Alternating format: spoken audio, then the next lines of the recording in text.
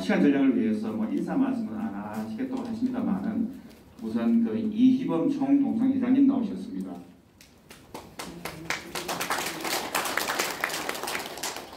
다음은 조완규 전 교육부 장관님 나오셨습니다. 다음은 저희 총동창회에 이런 매월 2번씩 조참 포럼이 열리고 있는데 그 업무를 이렇게 관장하기 위해서 학습위원회가 구성이 되어 있는데 경기대 총장을 맡고 있는 김인규 총장님께서 학습위원장을 맡고 계십니다. 먼저 인사 말씀 드리겠습니다. 네, 반갑습니다. 아시겠습니다만은 벌써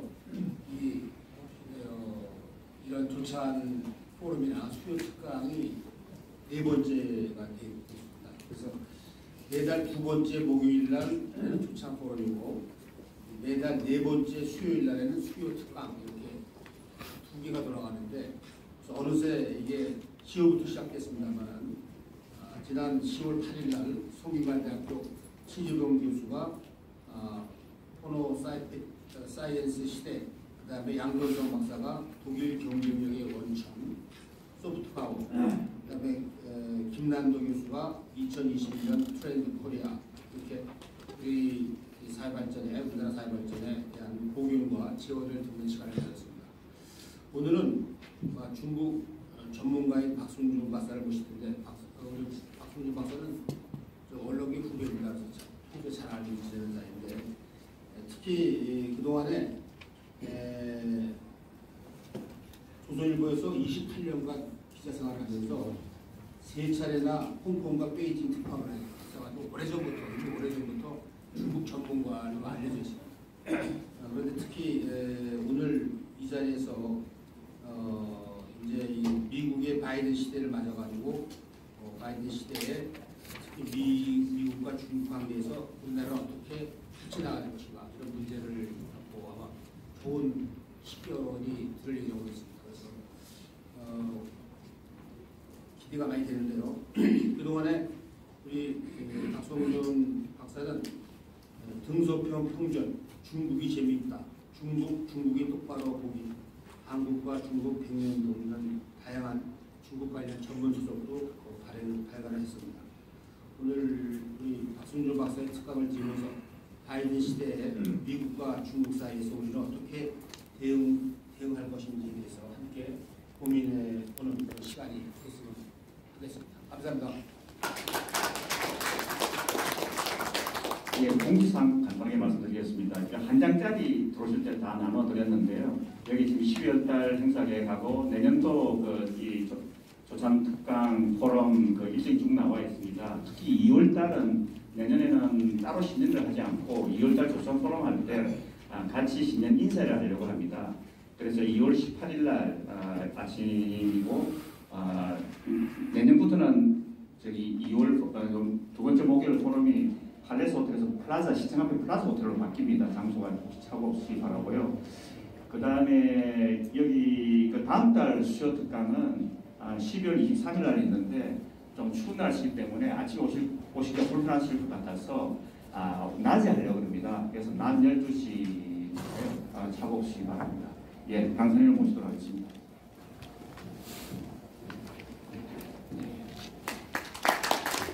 현재 소속은 최정일 학술은 자문위원으로 제주직이고 아리경제 신문에도 중국 관련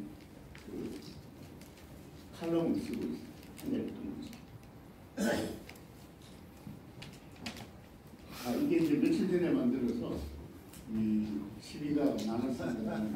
폭스뉴스가 트럼프 편이라고 해서 지금 제가 보는 카톡에 보면 이 한국에서의 트럼프 바이든전이 미국에서보다 더 치열한 것 같습니다. 미국에 살다가 한국에 와서 얼마 전에 돌아간 제 친구가 하는 이야기가 미국 사람들은 별로 트럼프 바이든전에 대해서 그렇게 큰 관심을 없는 것 같은데 한국에 오니까 너무 뜨겁다고. 그래서 이건 폭스뉴스에 보시면 오늘 새벽에 CNN에 보면 이게 트럼프가 저희 총무처 장관에 해당하는 사람한테 바이든의 권력기강에 협조하라는 지시를 함으로써 이게 트럼프가 성공을 한 게 아닌가 하지만 또 트럼프의 그 메시지는 소송은 계속 진행하고 우리가 이길 것을 확신한다. 그렇기 때문에 아직 완전히 끝난 것은 아닌 것 같습니다. 요 밑에 보시면 이제 중국 외교부가 이미 그 11월 9일 날 외교부 대변인이 이렇게 발표를 했습니다. 대통령 당선자 프레지던트 일렉트라는 말을 쓰지 않고 바이든 선생이 당선에 성공한 것에 우리는 주목하고 있다. 이렇게 발표. 이게 아주 신중한 중국 외교부 대변인의 발표입니다. 그러나 이 발표를 해도 중국 외교는 바이든의 당선을 기정사실화하고 진행하고 있습니다.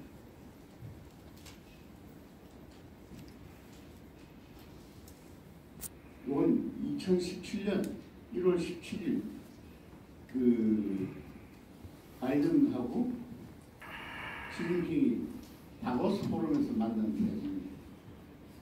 2017년 1월 17일이면 트럼프가 취임하기 2주 전입니다. 그때 다보스에서 만나서 두 사람이 이야기를 주고받은 게 있는데 이 무슨 이야기를 주고받았냐면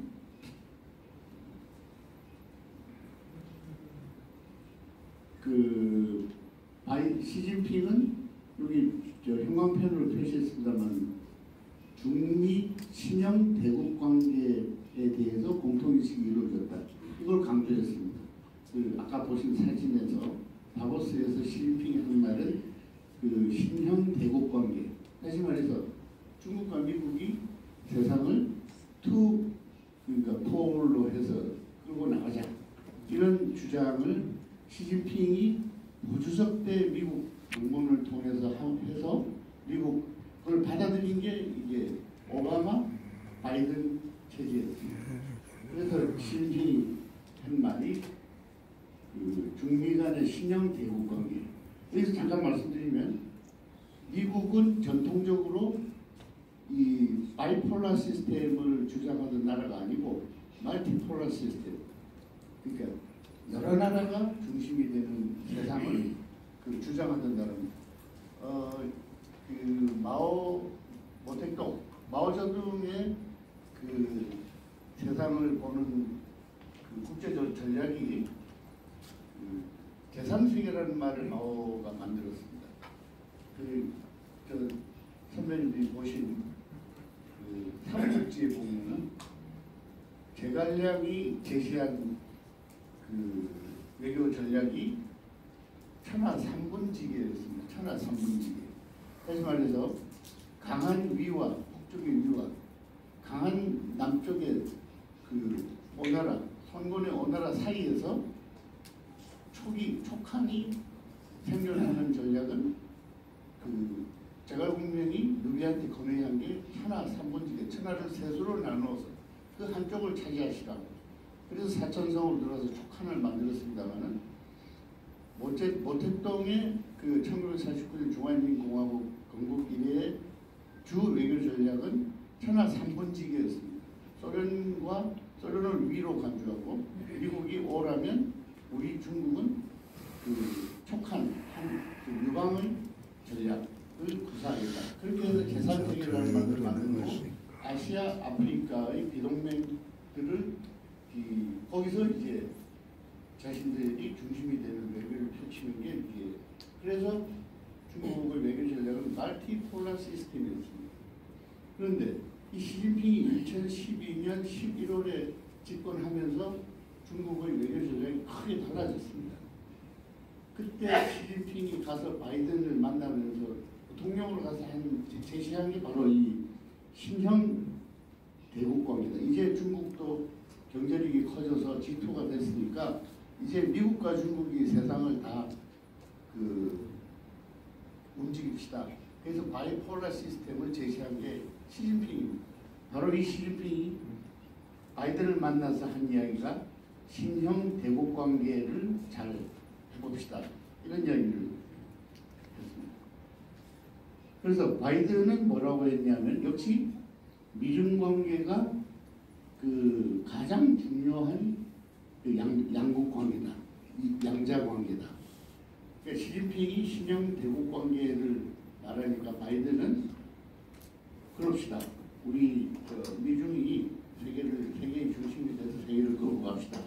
요게 바이든이 그러니까 오바마 정부 때 부통령이던 바이든이 시진핑하고 합의한 그 세계 정치 구조입니다.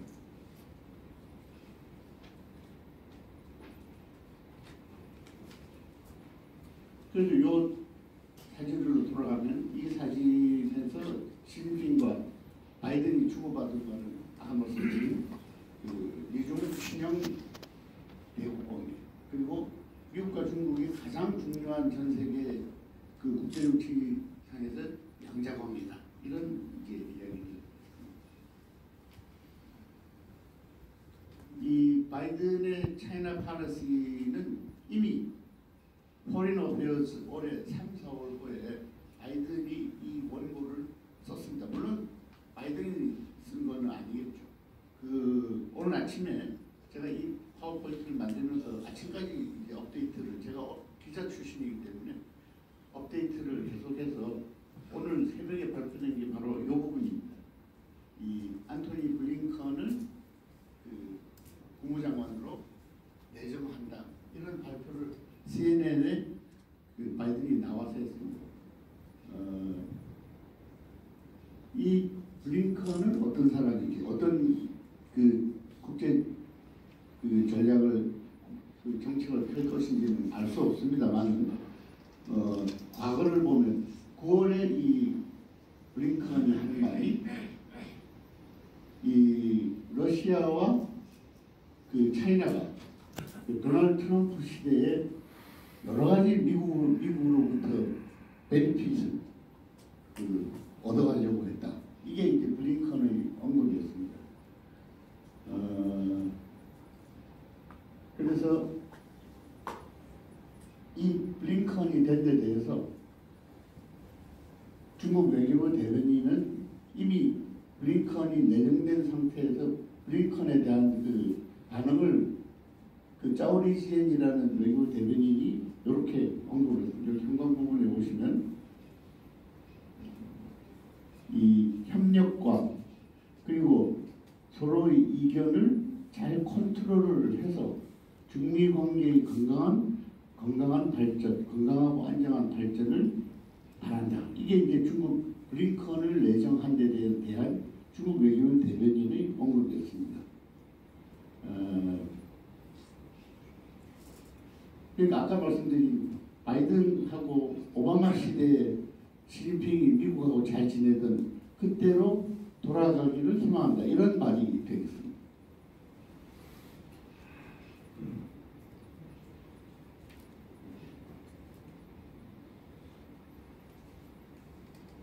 또 제가 오늘 새벽에 업데이트한 부분이 이 부분입니다.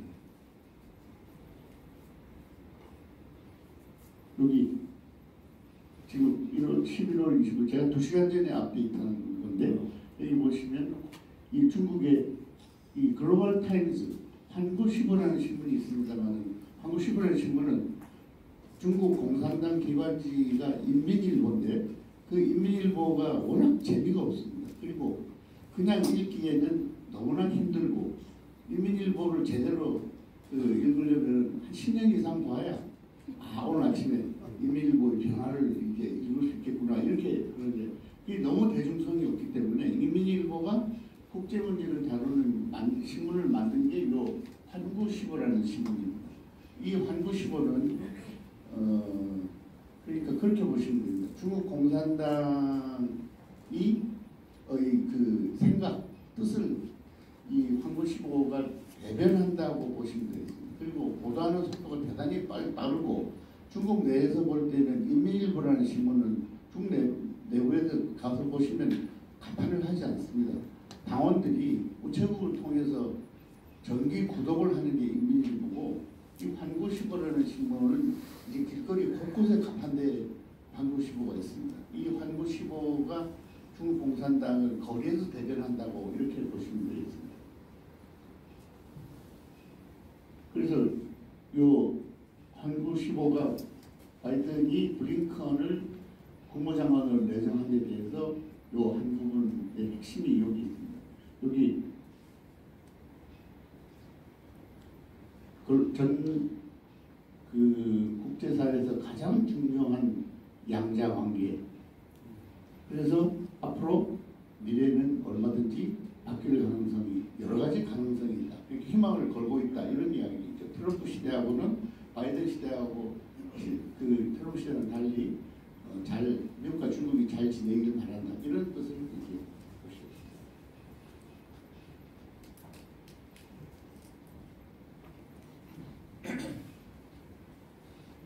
근데 이제 여기 보시면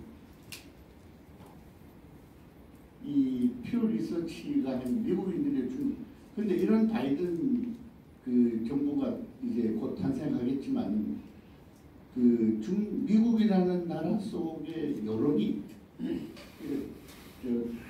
미국인들의 중국에 대한 비호감도가 트럼프 4년을 통해서 너무나 커졌습니다. 지금 여기 보시면 20년에 비호감도가 66이고 호감도가 그렇게 낮습니다. 그러니까 바이든 정부라고 하더라도 중국과 잘 지내기는 어차피 이게 어려워진 구조로 되어 있습니다.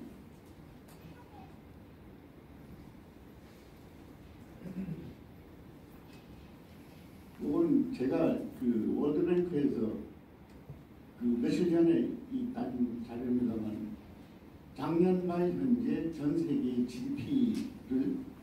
세계 GDP에서 각국이 차지하는 GDP 비중을 이렇게 계산해서 이렇게 도표를 만들어 봤습니다. 이게 미국입니다. 현재 24%. 이게 유럽입니다. 그리고 요게 일본이고 요게 중국입니다. 그러니까 현재 요거 셋을 더하면 중국이 요 정도밖에 되지 않습니다. 그러니까 현재 시진핑이 미국에 대해서 미중 관계가 가장 중요한 양자 관계다라고 말하는 거는 조금 국제 판단이 좀 잘못된 게 아닌가 하는 그런 생각을 저는 하고 있습니다만, 이 국제 관계에 대한 전략은 시진핑의 전략이 아니고 현재 중국 공산당 상무위원 중에 왕호닝이라는 상해 출신 학자가 있습니다. 그 학자가 만들어낸 게 소위 중일 신형 대국 관계인데, 이 왕호닝이라는 사람은 등소평 시대 때부터 강택민, 후진타오 해서 25년간 중국 공산당 정책연구실이라고 있습니다. 정책연구실 실장을 25년간 해왔습니다. 그래서 이번에 시진핑이 이제 대표적인 국제정치학자로 이 사람을 중국 공산당의 랭킹 4위로 새로 승진시키면서 정치국 상무위원으로 임명했습니다만, 이 대만 쪽에서 여러 가지 인터넷을 통해서 왕호닝 실각설이 많이 나돌았습니다. 왜냐하면 현재 시진핑의 대미 정책이 과연 그게 옳은 거냐? 중국 내 지식인들도 1980년에 개혁 개방을 시작한 등소평 선생, 덩샤오핑 선생은 한 2050년에나 가서 등소평 선생이 이제 한 말은 오야오 땅토, 그러니까 머리를 내밀지 말라고 했습니다. 2050년까지는 신중하게 대처하라고 그랬는데, 약간 중국 지식인들 보기에도 이 시진핑의 신형 대국 관계론이 조금 너무 나간 게 아닌가, 그런 느낌이 있습니다. 양자 관계라고 하는 G2라고 하는, 미국과 중국이 G2라고 하는 말은 미국에서 나온 말입니다. 중국이 만든 말이 아니고, 미국에서 약간 중국을 뭐라고 해요? 과장한다고 할까, 띄워준다고 할까. 그래서 G2라고 해서 이제 원자바오라는 옹가보라는 총리는 저 G2라고 하는 말을 한 데 대해서 굉장히 그 부정을 많이 하고 기자회견을 많이 해서 우리 중국이 아직 G2가 되려면 멀었다. 우리 중국을 G2로 몰아붙이는 것은 미국의 음모다 이런 말까지 했습니다. 그런데 시진핑 시대 와서는 G2를 아예 받아들이고 시진핑 왕후닝이 한 말은 이제 우리가 경제력이 그만큼 커졌으니까 정치적인 발언권도 가져야 됩니다. 이게 이제 시진핑의 외교 전략이 되어서 드디어 이 양자강 신형 대국 관계를 만들는 이 표를 보시더라도 아직 미국, 유럽, 미국, 일본의 세 나라 GDP를 더하면 이 중국의 GDP로는 아직 그 신형 대국 관계를 말할 때가 아닌 것 같은데 조금 이 시진핑이 앞장서간 느낌이 있습니다. 여기 이렇게 그 재밌는 이야기를 하나 드리면 제가 이 항주에 가서 그 어떤 외국 상인을 초청하는 일을 하는 항주시의 관리하고 만난 일이 있는데 자기들이 이제 한국에 대해서 이제 좀 알 것 같다.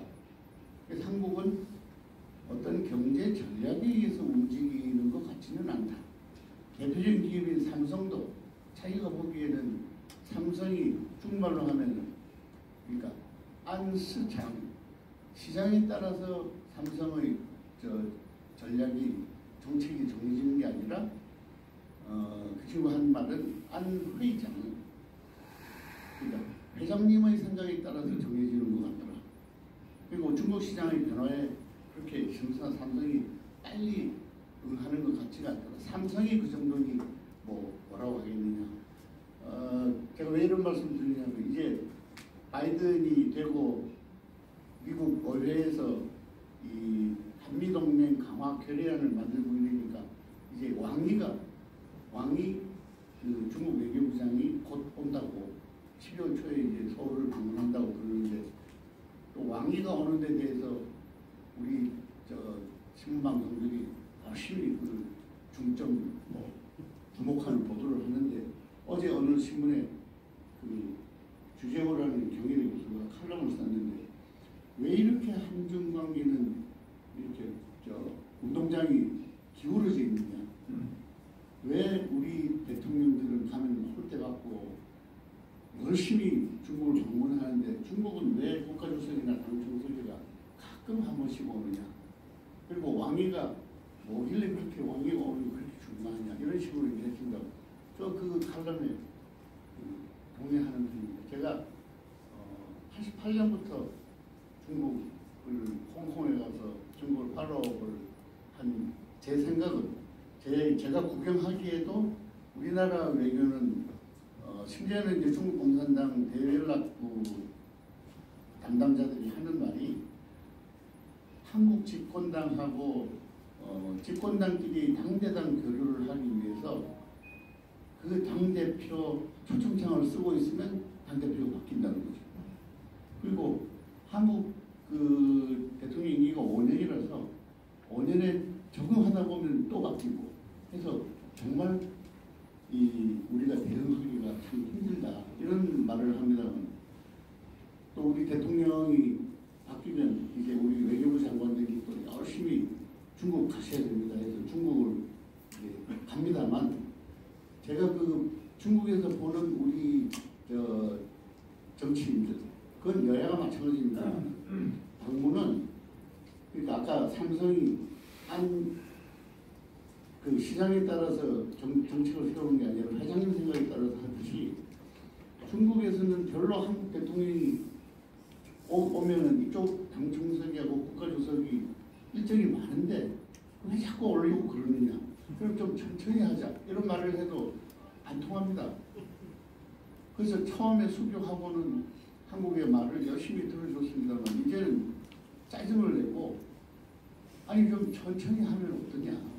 그래서 지금 양국 관계를 이렇게 보면 한국 대통령과 한국 정치인들이 중국 방문하는 건 엄청나게 횟수가 많습니다.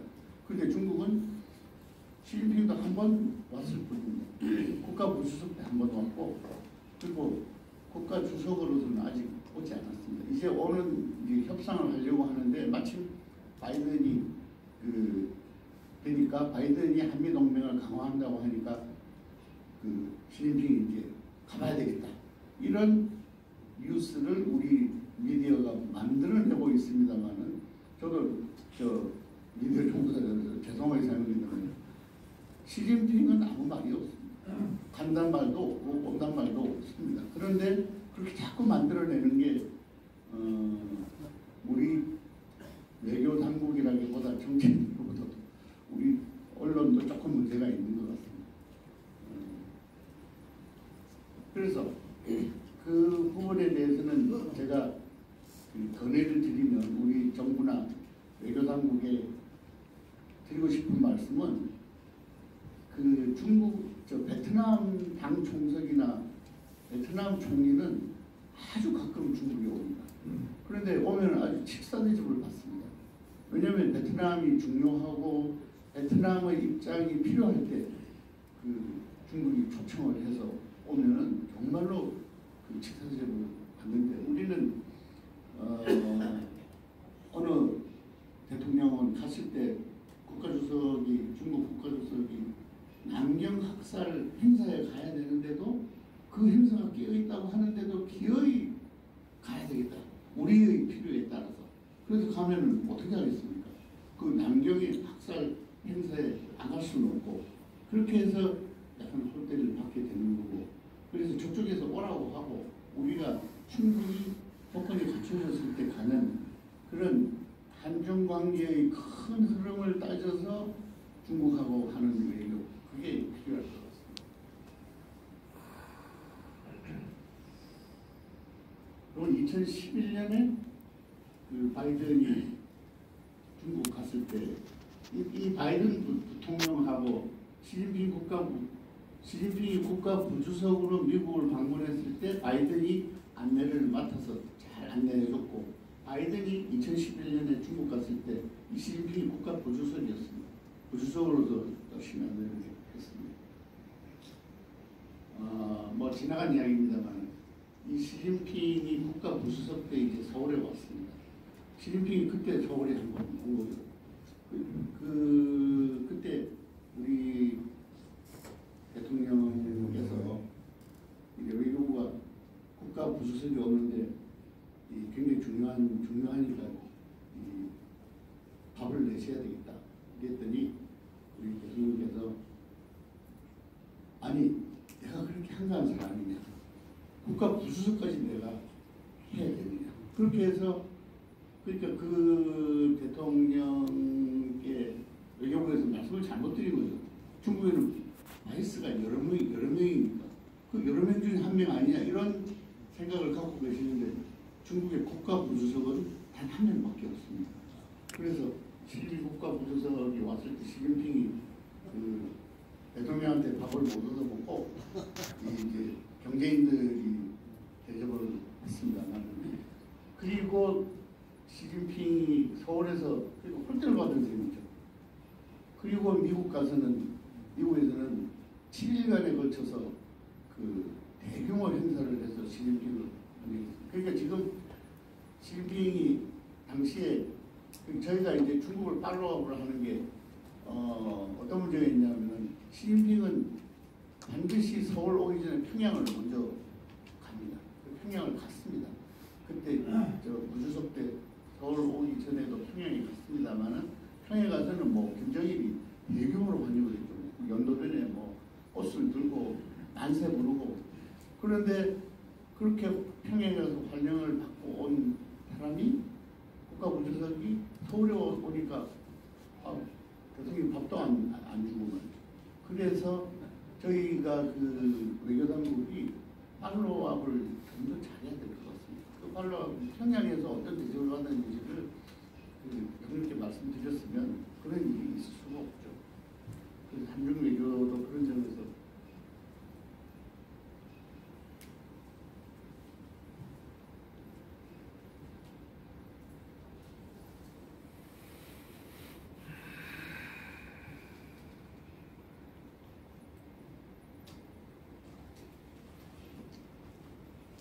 그 지금 이제 문제는 바이든 시대의 미중 관계의 핵심은 그 대만 문제에 있습니다.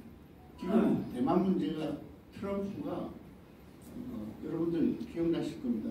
지금 그 대만 총통, 여성 총통 차이 총통이 당선됐을 때 벌써 트럼프가 전화로 당선을 축하한다고 시작해갖고 이 대만하고 트럼프 통치 기간에 대만하고 미국은 게 굉장히 가까워졌습니다.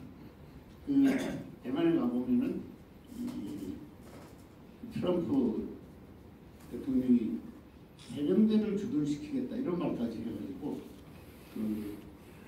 대만하고 다시 수교한다는 말까지 나갔습니다. 미국이 대표부를 두고 있는데 그 대표부를 해병대가 주둔하는 그 정식 대사관으로 만든다는 그 말까지.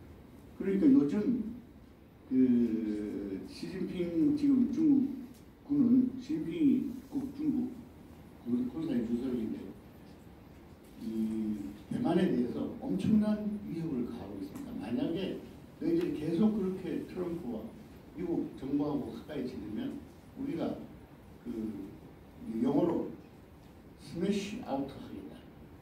그 대만이 고구마처럼 생겼기 때문에 완전히 그 깨버리겠다. 이러니까 스매시 아웃을 해서 무슨 얘기냐면 상해 근방에 배치된 미사일로 우리 인민해방군이 왜 죽겠느냐. 그게 아니라 미사일로 먼저 초토화시킨 다음에 상륙하겠다. 이런 이야기입니다.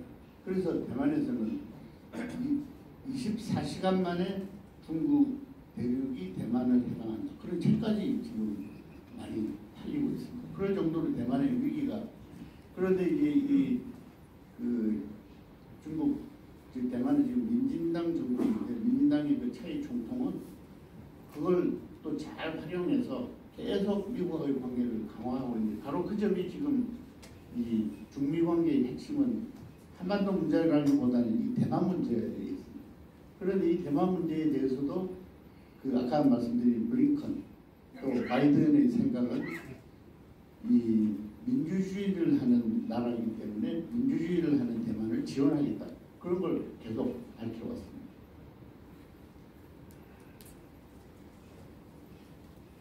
뭐 여러분들이 잘 아시는 그 그레엄 앨리스 니슨 데스틴드와 그러니까 수시디 데스트레 중국어로는 저걸 시우시디더 시우라고 합니다. 이 그레엄 앨리스의 이론 잘 아시죠? 투키디데스트랩의 양국이 걸릴 가능성이 있다. 전쟁으로 발전할 가능성이 있다.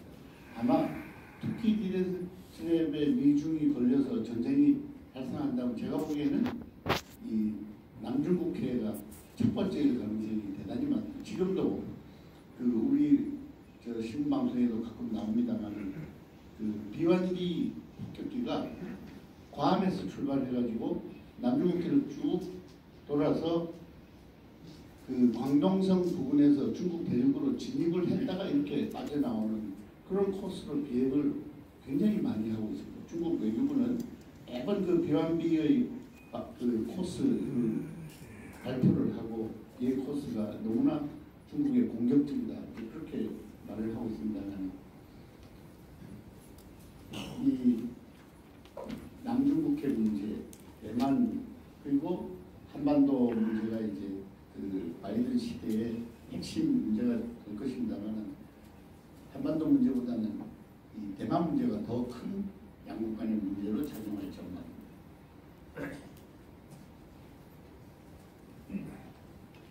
이 청리라는 학자는 중국계 그 브루킹스 연구소의 학자입니다만 청리가 쓰는 책들은 아마 미국에서 시진핑의 인맥도 청리가 쓴 책에 보시면 아주 많습니다.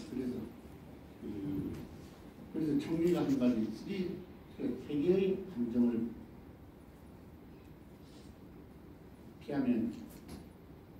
피해야 한다. 여기 보시면은 이 청리의 충고는 바이든에 대한 충고입니다만은 중국 공산당과 중국이라는 국가를 혼돈하지 말아요.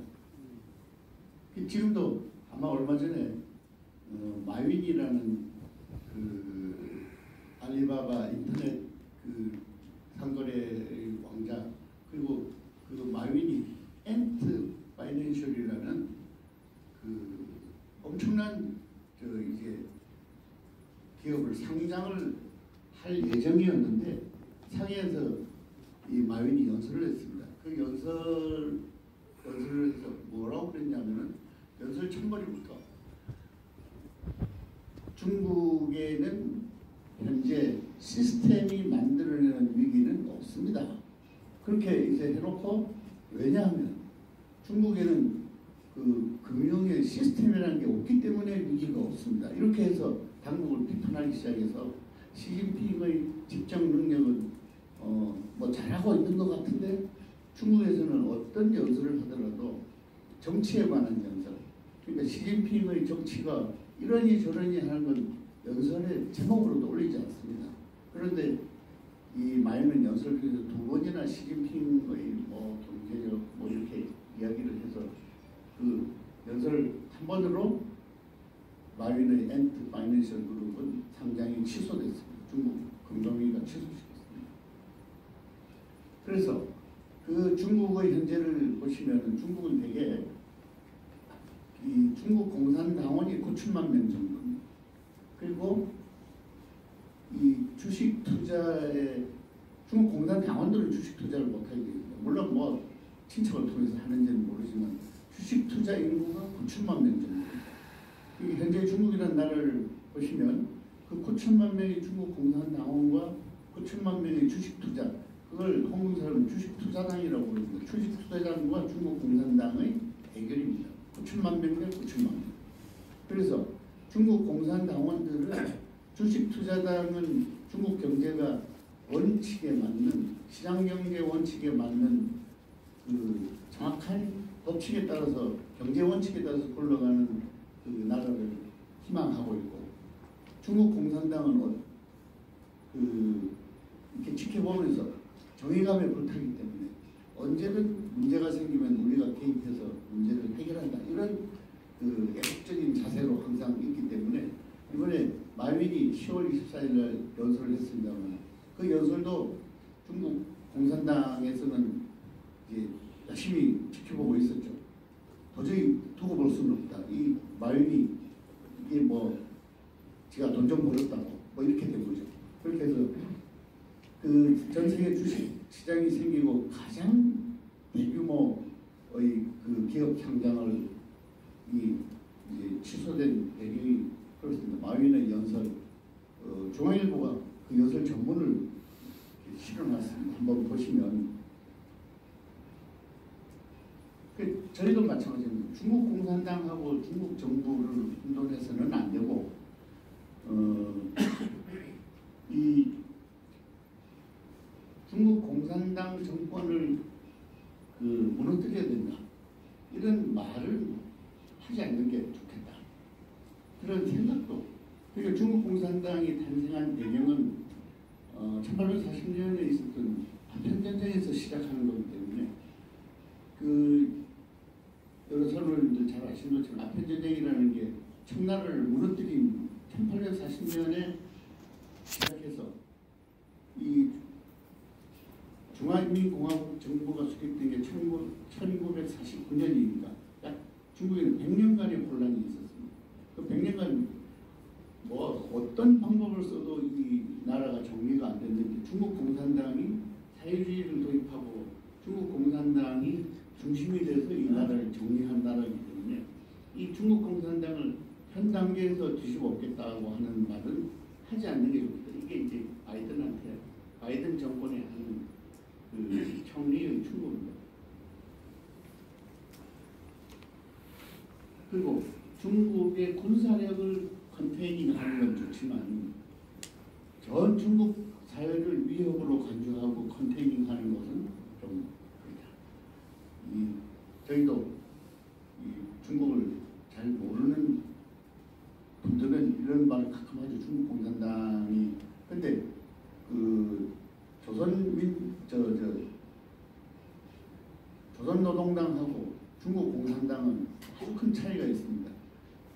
중국 헌법 전문에 보시면은 중국 헌법 전문이 중국 헌법은 중국은 세계에서 가장 역사가 오랜 나라 중에 하나이며 문화 전통이 무고하고 그렇게 해서 우리 헌법 전문이 대한민국은 뭐 유구한 역사와 문화를 지닌 국가이다. 그리고 뭐 대한민국 임시정부의 법통을 이어가다 이렇게 얘기하면 중국도 헌법 전문이 비슷합니다. 근데 조선민주주의 인민공화국의 헌법 전문은 뭐 보시면 제 책에 조선민주주의 인민공화국 헌법 전문을 북한 헌법 전문을 인용해 놨습니다만 조선민주주의 인민공화국은 김일성 주석의 사상을 구현하기 위해서 태어난 출된 국가이다. 이렇게 시작합니다. 그러니까 이게 뭐 중국 공산당이 태어난 중화인민공화국하고는 조금 이 궤도가 많이 다릅니다.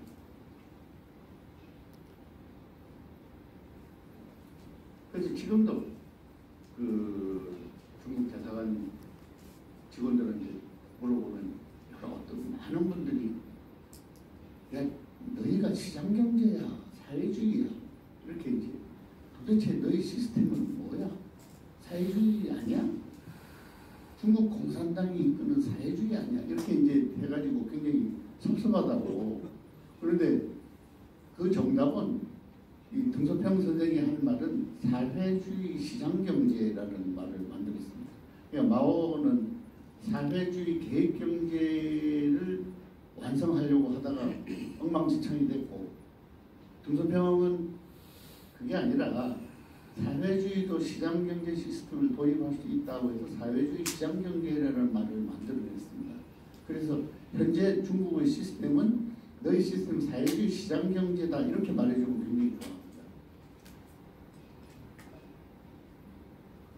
아이고 뭐 트럼프하고 시진핑 시대를 잠깐 정리를 하려고 했습니다만 이미 중국, 미국의 선거 결과가 바이든 쪽으로 기울어졌기 때문에 특별한. 그런데 이제 이번 선거를 보시면 바이든 대 트럼프의 가장 중요한 건 전체 득표수가 거의 절반이라는 점입니다. 그러니까 미국의 그 전체 여론이 바이든 같은 국제 질서를 미국이 주도하는 세상을 뭐 지지하는 쪽이 절반이고 트럼프처럼 국제정치학에서 말하는 몰로우주의, 고립주의, 뭐 우리가 국제정치를 하느냐, 뭐 그렇게 이제 절반으로 나뉘어 있다는 사실이 중요한 이번 선거의 결과라고 저희는 봐야 됩니다. 물론 미국에 사는 친구한테 야 그래서 그렇게 된 거 아니냐 이러면은 미국 사람들이 무슨 몰로우주의를 하며 미국 사람들이 무슨 국제 질서를 주도하느냐 마느냐는 관심이 없고 단지 지지하는 사람들은 미국 경제를 트럼프가 잘 한 것 같아서 미국 트럼프의 경제 정책을 지지한다는 표가 절반이다 이렇게 얘기합니다. 아까 말씀드린 그래서 트럼프는 떨어지더라도 바이든 시대가 오더라도 여러 칼럼에서 많이 보셨을 겁니다. 트럼피즘은 미국에서 사라지지 않는다. 트럼피즘은 있고 지금 신형 대국 관계, 미국과 중국이 세상을 주도하려는 시진핑의 신형 대국 관계를 시진핑이즘이라는 말로 정리를 합니다만 트럼피즘과 시진핑이즘의 대결은 바이든 시대에도 계속될 걸로 보입니다. 그래서 이 시진핑은 임기가 2022년 이제 내후년까지가 임기로 되어 있습니다. 지금 우리나 미국, 일본의 그 정기업들이 시진핑이 독재 체제를 구축했다 이렇게 이야기합니다만 중국은 헌법을 1954년에 만들었습니다. 49년에 중화인민공화국을 건국하고 정부를 수립하고 이 헌법을 만들었는데 그 헌법이 그러니까 나라가 생기고 헌법이 나중에 만들어졌습니다.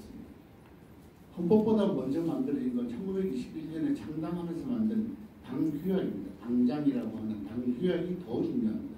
당규약 속에 아직도 시진핑이 당규약을 바꾸지는 못했습니다. 시진핑이 당초 국가 주석을 세 번 연임하는 건 아무런 의미가 없습니다.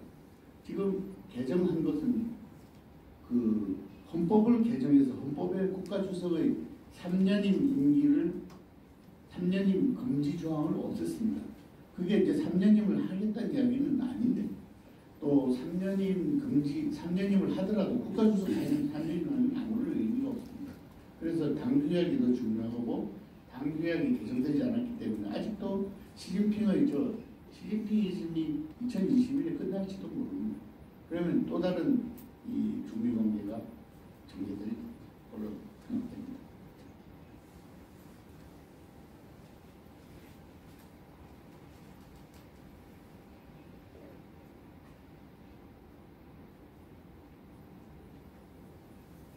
여기 이제 바이든 시대, 이제 바이든 당선 뭐 이런 무렵에 이제 미 의회가 한미동맹 강화 결의안을 통과시키니까 이 외교부 대변인이 언론 발표했습니다. 왕이 중국 외교부장이 24일부터 27일까지 일본, 한국 정식 공식 방문한다 이런 뉴스를 발표를 했습니다. 아마 왕이가 곧 일본을 거쳐서 오게 될 것 같습니다. 왕이라는 그 외교부장은 주로 아시아 통입니다. 그 지금 정치 국본을 하는 양재치라고 있습니다만 양재치는 주미대사를 오래 했고 양재치는 아버지 부시가 국경 CIA 지국장을 할 때 아들 부시가 대학생으로서 놀러 왔습니다. 그때 양재치라는 사람이 갓 중국 외교부에 입부해가지고 만해장성 안내도 시켜주고 그래서 이 양재치라는 사람은 나중에 주미대사를 하고 그래서 미국 외교를 주로 양재치가 하고 있습니다. 양재치는 현재 직위가 정치국원으로 이 왕위는 중앙위원입니다. 300명 중에 한 명이고 이 양재치는 30명 중에 한 명으로 이렇게 보시면 됩니다. 양재치의 무게하고 왕위의 무게는 다릅니다. 그러니까 제가 우리 언론계 후배들한테 열심히 이야기를 하겠습니다. 왕위는 뭐 그렇게 중요하지는 않습니다. 왕위가 외교부장으로서 뭐 보는 거에 대해서 우리가 저는 어떤 신문의 편집에도 저걸 한 구석에다가 제목을 크게 달아가지고 왕위가 곧 온다. 왕위는 무슨 뭘 가지고 오느냐. 그렇게까지 주목할 필요는 없습니다. 양재치가 온다면 그 국가주석이 이제 올 가능성이 있다고 보면 되지만 왕위 정도 가지고는 안 된다. 이렇게 좀 보면 될 것 같습니다. 그래서 이게 이제 중국 신문이 쓴 이 컷입니다. 여기 보시면 정부가 역학 구조를 2018년 충칭 사천성에 있는 그 신문이 쓴 일러스트레이션인데 우리 이제 북한은 자기네들하고 이렇게 맞물려 있고 미국은 이렇게 한 거하고 맞물려 있다. 가운데 이제 적대 관계가 있다. 이런 거죠. 그런데 제가 보기엔 이 그림은 조금 잘못된 것 같아요. 어디가 빠졌느냐 하면은 제가 보기엔 이렇습니다. 한국은 지금 여기 중국에도 걸쳐 있고 미국에도 걸쳐 있고 이런 구조가 아닌가 생각하는데 제 생각에는 이런 구조에서는 여기하고 여기로부터 다 소리 중국말로 과시를 당할 가능성이 있습니다. 그래서 아예 깨끗한 이런 구도가 낫지 않을까 제 생각입니다.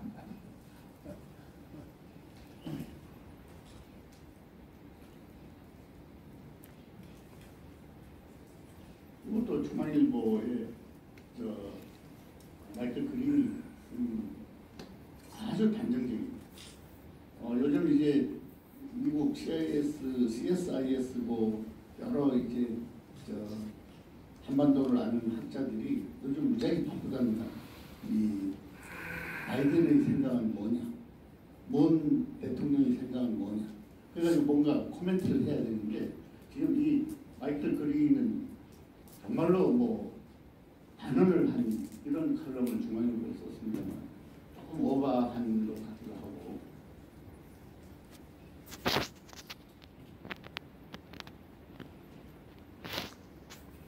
대충 제가 드릴 말씀은 이런 정도로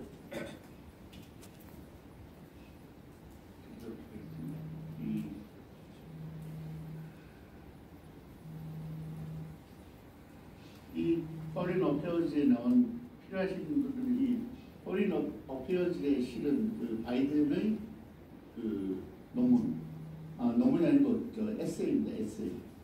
이거를 읽어보시면 바이든 그 소위 중국어로 말하는 바이든 그룹, 바이든 20의 생각을 외교에 관한 생각을 알 수가 있습니다.